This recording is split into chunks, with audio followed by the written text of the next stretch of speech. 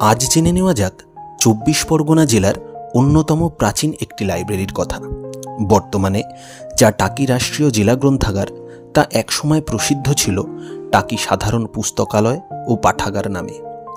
১৮৩২ সালে টাকিতে প্রথম আধুনিক শিক্ষার প্রদীপ জ্বলেছিল স্যার আলেকজান্ডার ডাফ ও কবিগুরু রবীন্দ্রনাথ ঠাকুরের পিতামহ প্রিন্স দ্বারকানাথ ঠাকুরের হাত ধরে প্রতিষ্ঠিত হয়েছিল টাকি একাডেমি। এরপর টাকি স্কুল, টাকি গার্লস স্কুল প্রভৃতি।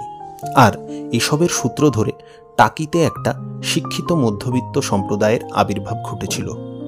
উপেন্দ্রনাথ রায়চৌধুরী, ফণীভূষণ বসু প্রমুখের প্রচেষ্টায় ১৮৭৭ সালে টাকিতে গড়ে উঠল টাকি প্রকাশ্য পুস্তকালয়।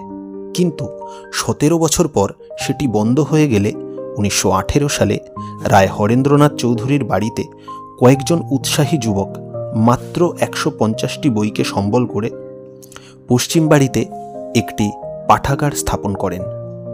পরের বছর এটি চলে যায় ঘোষবাবুর বাড়িতে।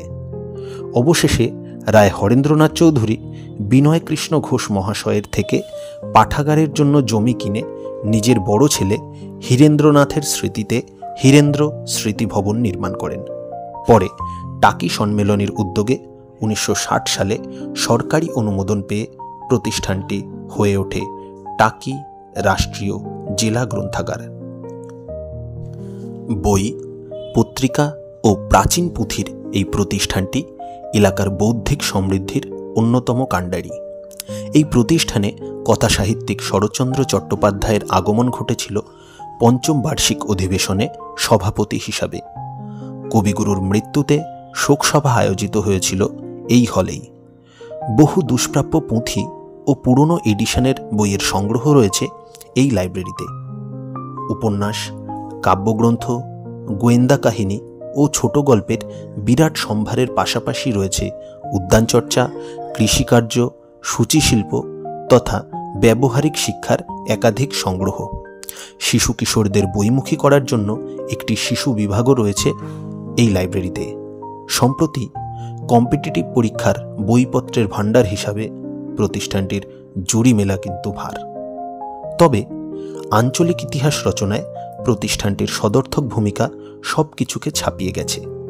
সেন্সাস রিপোর্ট, স্ট্যাটিস্টিক্যাল রিপোর্ট সহ জেলা গেজেটিয়ারের সবকটি খণ্ড পাওয়া যায় এই প্রতিষ্ঠানে। উইলিয়াম হান্টার প্রণীত বাংলার প্রাচীনতম গেজেটিয়ারের পাশাপাশি সর্বশেষ ভার্সন অর্থাৎ ওয়েস্ট বেঙ্গল ডিস্ট্রিক্ট গেজেটিয়ার পাওয়া যায় এই গ্রন্থাগারে। এছাড়া স্থানীয় ইতিহাস ও মহকুমার ইতিহাসের অনেক দুষ্প্রাপ্য বই মিলবে এখানে।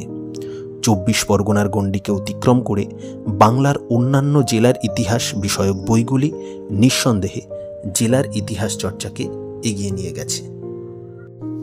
তবে টাকি রাষ্ট্রীয় জেলা গ্রন্থাগারের সবথেকে উল্লেখযোগ্য সম্পদ হিসাবে বিবেচিত হয় পত্র পত্রিকার সংগ্রহ।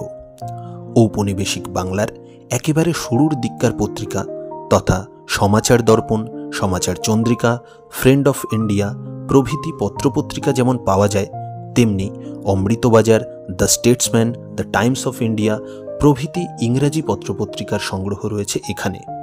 আনন্দবাজার, যুগান্তর, দৈনিক বসুমতী, গণশক্তি, বর্তমান, আজকাল, সংবাদ প্রতিদিন প্রভৃতি একাধিক বাংলা ভাষার পত্রিকা এখানে পাবেন। সবথেকে অবাক করার বিষয়, এই কালেকশনে স্বাধীনতার পরবর্তী সময় থেকে ২০১১ সাল পর্যন্ত দীর্ঘ ৬০ বছরে একটি দিনও মিসিং নেই এবং ইয়ার ও মান্থ ওয়াইজ সবগুলোকে যথাযথভাবে সাজানো আছে, যা সমসাময়িক দেশ ও রাজ্যের বিভিন্ন সংবাদের একেবারে খুঁটিনাটি তথ্য মেলে। ইতিহাসের গবেষকদের কাছে এ যেন এক অমূল্য সম্পদ।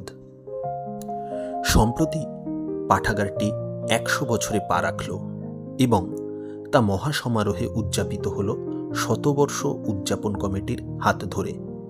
এই উপলক্ষে যে শতবার্ষিকী স্মারকগ্রন্থ রচিত হল তা স্থানীয় ইতিহাস তো বটেই, মহকুমা এমনকি জেলার ইতিহাস চর্চার ক্ষেত্রে উল্লেখযোগ্য দলিল হয়ে থাকল। তবে অনেকেই এই পাঠাগারটিকে ২৪ পরগনা জেলার প্রথম লাইব্রেরি হিসাবে দাবি করে থাকেন, কিন্তু এই তথ্য সঠিক নয়। এর আগে বাদুরিয়া ও বাণীপুরে পাবলিক লাইব্রেরি প্রতিষ্ঠিত হয়েছে, কিন্তু টাকির ভূমিপুত্র ও বাংলার প্রথম শিক্ষামন্ত্রী রায় হরেন্দ্রনাথ চৌধুরীর প্রত্যক্ষ প্রয়াসে সরকারি প্রতিষ্ঠান হিসাবে এই পাঠাগারটি প্রাচীনতম। সন্দেহ নেই, টাকির মতো একটি সীমান্ত শহরে শিক্ষা ও সংস্কৃতির ঐতিহ্যের ধারক ও বাহক হিসাবে আজও প্রতিষ্ঠানটি মাথা উঁচু করে দাঁড়িয়ে আছে। আঞ্চলিক ইতিহাসের এমন আরও চমকপ্রদ তথ্য পেতে আমাদের চ্যানেলটিকে অবশ্যই সাবস্ক্রাইব করুন, সাথে বেল আইকনটি ক্লিক করতে ভুলবেন না কিন্তু। সুস্থ থাকুন, ভালো থাকুন, ধন্যবাদ।